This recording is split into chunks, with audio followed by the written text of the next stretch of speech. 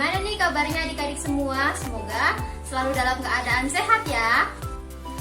Nah, pada video pembelajaran mengenai perpangkatan dan bentuk akar ini, kita sudah belajar mengenai bilangan berpangkat, perkalian pada perpangkatan, pembagian pada perpangkatan, dan yang keempat kali ini kita akan belajar mengenai pangkat nol, pangkat negatif, dan bentuk akar.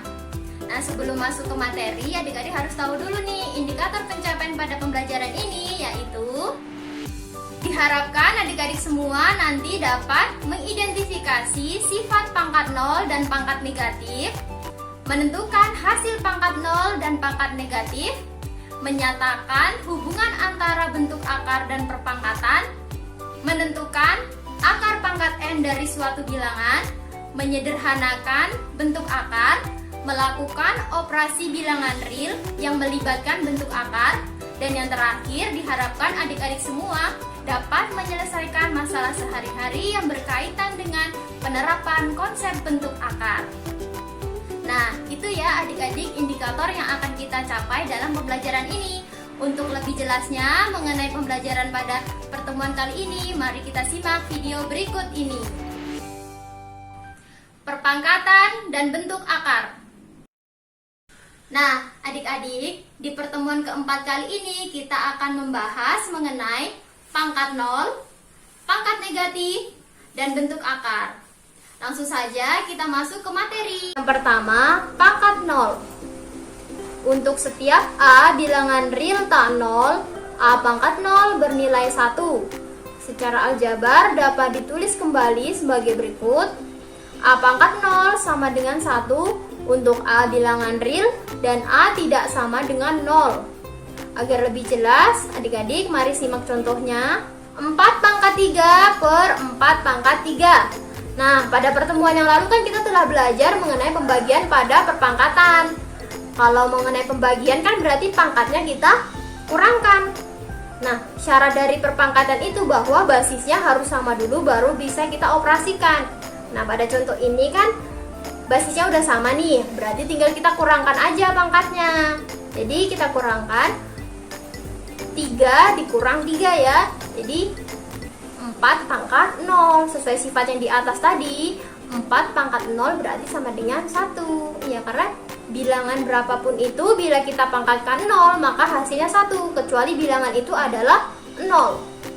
Paham ya sampai sini? Nah, selain ini ada cara lain loh adik-adik. Coba simak yang berikutnya. 4 pangkat 3 per 4 pangkat 3 ini kan sama saja kita bisa menjabarkan. Masih ingat kan tentang bilangan perpangkatan kemarin?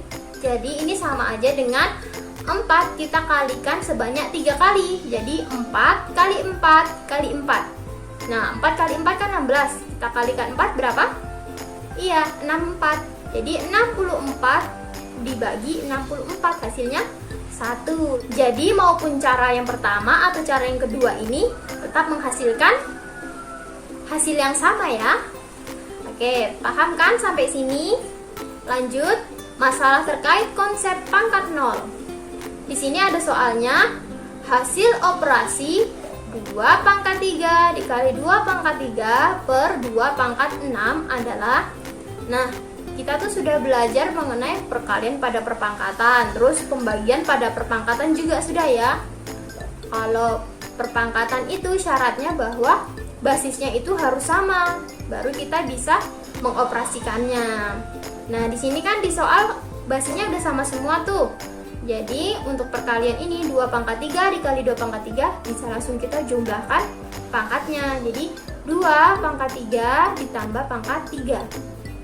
Hasilnya 2 pangkat 6. Jadi 2 pangkat 6 dibagi 2 pangkat 6. Kita kurangkan kan? Kalau pembagian berarti kan kita kurangkan pangkatnya.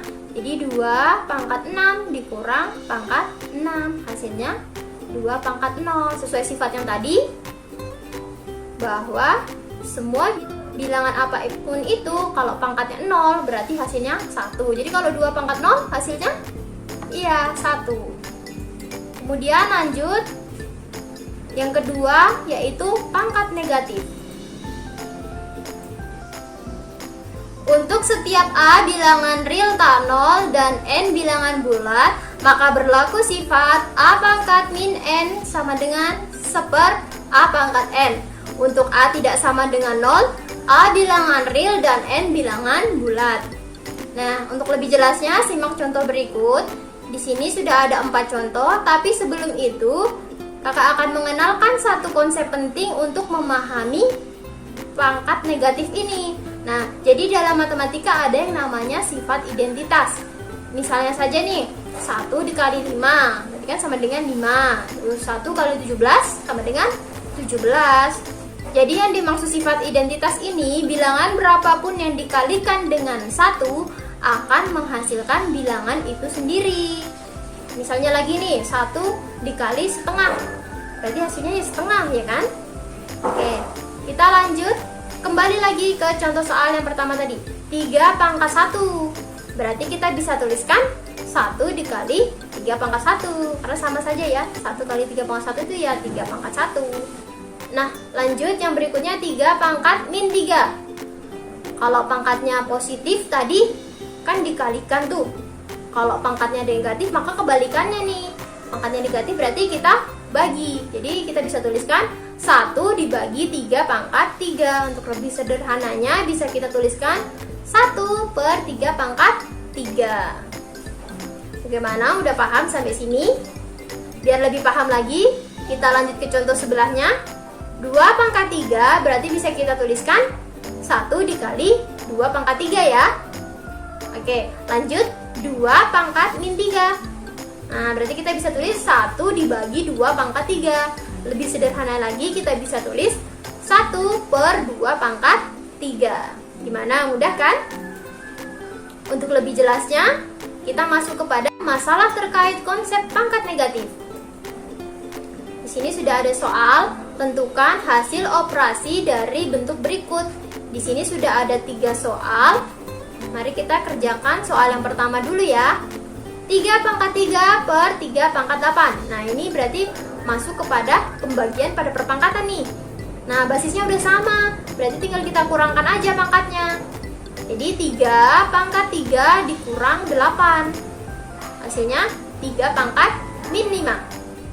Nah, masih ingat tadi sifat yang pertama tadi? Sifat mengenai pangkat negatif. Kalau 3 pangkat min 5 berarti bisa kita tuliskan 1/3 pangkat 5. Ini kalau kita mau jabarkan lagi hasilnya berarti 1/3 ini kita kalikan sebanyak 5 kali. Jadi 3 kali 3 kali 3 dikali 3 dikali 3. Maka hasilnya 1/243. Gimana? Mudah ya? Lanjut ke soal kedua. 5 pangkat 1/5 pangkat 3 dikali pangkat min 2. Ini sudah ada di materi yang lalu ya. Nah, jadi kita kurangkan saja nih, basisnya kan udah sama. Kita kurangkan 5 pangkat 1 dikurang pangkat 3. Kemudian kita kalikan lagi pangkatnya min 2 yang tadi ya. Jadi hasilnya 5 min 2 dikali min 2. Min 2 kali min 2 kan 4 ya, berarti 5 pangkat 4. Nah, 5 pangkat 4 kita bisa tuliskan 5 ini kita kalikan sebanyak 4 kali, menghasilkan 625. Lanjut ya, soal yang ketiga. 2M pangkat min 4 dikali 1M pangkat min 3. Nah, basisnya juga udah sama nih, sama-sama M ya. Berarti ini perkalian ya, jadi ingat pangkatnya dijumlahkan. Jadi 2M min 4 ditambah min 3. Min 4 tambah min 3 berapa? Ya, 2M pangkat min 7. Maka menghasilkan 2/M pangkat 7 sesuai sifat yang tadi nih. Bagaimana? Sudah paham mengenai pangkat negatif? Kita lanjut materi yang ketiga, yaitu bentuk akar. Nah, bentuk di sini ini bisa dibaca akar kuadrat dari A. Jika A tidak negatif, akar kuadrat dari A adalah bilangan tidak negatif di mana akar kuadrat dari A pangkat 2 sama dengan A. Nah, kemudian bentuk yang berikutnya ini bisa dibaca akar pangkat N dari A. Nah, sifat yang pertama, jika A tidak negatif, maka akar pangkat N dari A sama dengan B. Jika hanya jika B pangkat N sama dengan A. Kemudian yang kedua, jika A negatif, N ganjil, maka akar pangkat N dari A sama dengan B. Jika hanya jika B pangkat N sama dengan A. Lanjut, menyederhanakan perkalian bentuk akar. Jika A dan B bilangan positif, maka berlaku sifat yang pertama, B akar kuadrat dari A ditambah C akar kuadrat dari A sama dengan B ditambah C dikali akar kuadrat dari A. Kemudian sifat yang kedua, ini bedanya dikurang ya. Jadi B akar kuadrat dari A dikurang C akar kuadrat dari A sama dengan B dikurang C dikali akar kuadrat dari A. Kemudian sifat yang ketiga, akar kuadrat dari A dikali B sama dengan akar kuadrat A dikali B. Atau bisa kita pecahkan menjadi akar dari A dikali akar kuadrat dari B. Nah, jika A dan B bilangan positif dan B tidak sama dengan 0, maka jika A dan B bilangan positif, maka berlaku akar kuadrat dari A per B sama dengan akar kuadrat dari A per akar kuadrat dari B. Nah, untuk lebih jelasnya mengenai sifat menyederhanakan perkalian ini, simak contoh berikut. Kita misalkan saja ya, yang sifat pertama itu 3 akar 5 ditambah 4 akar 5. Nah, dalam bentuk akar ini syaratnya bahwa akarnya harus sama, baru bisa kita operasikan. Ini kan akarnya sudah sama-sama 5 ya, berarti tinggal kita jumlahkan saja 3 ditambah 4. Jadi hasilnya 7 akar kuadrat dari 5. Lanjut, sifat yang kedua, 5 akar kuadrat dari 2 dikurang 4 akar kuadrat dari 2. Jadi tinggal kita kurangkan saja, 5 dikurang 4 jadinya 1 akar kuadrat dari 2. Nah, 1 akar kuadrat dari 2 itu sama saja dengan akar kuadrat dari 2. Kita lanjut sifat yang ketiga, misalnya saja akar kuadrat dari 30.000. Berarti kita bisa jabarkan itu maksudnya berapa kali berapa yang menghasilkan 30.000. Nah, kita ambil saja 10.000 dikali 3. Jadi kita bisa jabarkan lagi akar 10.000 dikali akar 3. Kenapa ngambil 10.000 Kak? Karena 10.000 ini ada akarnya ya, jadi kan 100 tuh akarnya. Jadi kita bisa tuliskan 100 akar kuadrat dari 3. Kemudian berikutnya, misalnya saja nih, akar kuadrat dari 25 per 100. Jadi akar 25 per akar 100 sama dengan akar 25 kan itu 5, terus akar dari 100 itu 10. Jadi hasilnya 5 per 10. Gimana? Mudah kan? Lanjut, supaya lebih paham kita masuk ke masalah terkait konsep bentuk akar. Selanjutnya di sini sudah ada soal, kita disuruh menyederhanakan bentuk akar berikut. Sudah ada 3 soal, mari kita kerjakan. Soal yang pertama dulu ya adik-adik. Di sini soal yang pertama, akar dari 5.000. Jadi berapa kali berapa yang menghasilkan 5.000? Jadi kita bisa ambil 100 dikali 50. Nah, ini masih bisa dipecah lagi nih. Jadi akar 100 dikali 25 dikali 2. Nah, kita pisahkan akarnya menjadi akar 100 dikali akar 25 dikali akar 2. Nah, akar 100 itu kan 10. Kemudian akar 25 itu kan 5. Kemudian akar dari 2, ya tetap 2, nggak ada ya. Jadi 10 dikali 5 dikali akar 2, hasilnya 50 akar 2. Kemudian lanjut soal yang kedua, akar dari 0,0576. Nih, kita mau buat supaya dia bukan menjadi 0,0. Supaya mudahnya nih, jadi kita tuliskan akar dari 576 per 10.000 sama dengan, kita jabarkan akarnya jadi akar 576 per akar 10.000. Nah, akar 576 itu kan 24. Terus akar dari 10.000 itu 100. Bisa kita tuliskan seperti ini. Nah, 24 per 100 ini bisa kita sederhanakan lagi. Jadi 24 kita bagi 4, 100-nya juga kita bagi 4. Jadi hasilnya 6 per 25. Gimana? Sudah paham sampai sini? Kita lanjut soal yang ketiga. 7 akar 3 ditambah akar 48 dikurang akar 768. Nah, ini kan akarnya masih beda-beda nih. Akar 3, akar 48, akar 768. Kita samakan dulu akarnya menjadi akar 3. Jadi kalau 48 ini 3 kali berapa yang menghasilkan 48? Kita kerjakan. Jadi ini 7 akar 3 masih tetap ya. Terus ditambah akar 3 dikali 16. Jadi 3 kali 16 itu 48. Kemudian dikurang 3 dikali 256. Itu sama saja dengan 768 ya. 7 akar 3 ditambah akar 3 dikali 16 dikurang akar 3 dikali 256.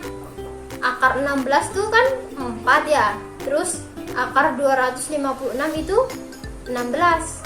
Jadi bisa kita tulis 7 akar 3 ditambah 4 akar 3 dikurang 16 akar 3. Karena akarnya sudah sama semua, berarti bisa kita operasikan. Tinggal 7 ditambah 4 dikurang 16 dikali akar 3. Hasilnya min 5 akar 3. Nah, gimana? Sudah paham adik-adik sampai sini? Oke, kita lanjut soal berikutnya. Soal ini mengenai kehidupan kita sehari-hari ya. Nah, soalnya jarak pandang pesawat selama terbang pada kondisi normal dinyatakan dengan D sama dengan 1,5 akar kuadrat dari H, di mana D adalah jarak pandang dalam meter dan H adalah ketinggian pesawat dalam meter. Jika pengamat berada dalam pesawat yang terbang pada ketinggian 3.600 meter, berapa jarak yang dapat dilihat olehnya? Nah, mari kita selesaikan sama-sama. Dari soal kan kita ketahui bahwa ketinggian pesawat atau bisa kita lambangkan dengan H itu sama dengan 3.600 meter. Kemudian jarak pandang pesawatnya itu kan bisa kita sebut sebagai D sama dengan 1,5 akar kuadrat dari H. Kemudian yang ditanya adalah berapa jarak yang dapat dilihat olehnya. Jadi bisa kita selesaikan. Jarak pandang pesawat ini D sama dengan 1,5 akar kuadrat dari H. H-nya kan tadi sudah diketahui 3.600 ya. Berarti tinggal kita masukkan saja nih 1,5 akar kuadrat dari 3.600. Nah, 3.600 ini ada akarnya loh adik. Berapa? Iya, 60 ya. 60 kali 60 kan 3.600. Jadi 1,5 dikali 60. Hasilnya 90. Jadi pada ketinggian 3.600 meter, jarak pandang pesawat yaitu 90 meter. Gimana? Mudah kan ternyata belajar mengenai bentuk akar? Oke, cukup sekian pembelajaran pada pertemuan kali ini. Sekian dan terima kasih. Bagaimana adik-adik, sudah disimak kan video pembelajaran yang sudah dipaparkan tadi? Ternyata mudah ya belajar mengenai pangkat nol, pangkat negatif, dan bentuk akar. Semoga video pembelajaran ini dapat bermanfaat untuk adik-adik dan memudahkan adik-adik untuk belajar nantinya. Oh ya, video pembelajaran ini merupakan video pembelajaran terakhir dari kakak ya. Mohon maaf apabila video dari awal sampai akhir kakak terdapat kesalahan penulisan maupun pengucapan. Cukup sampai di sini. Wassalamualaikum warahmatullahi wabarakatuh.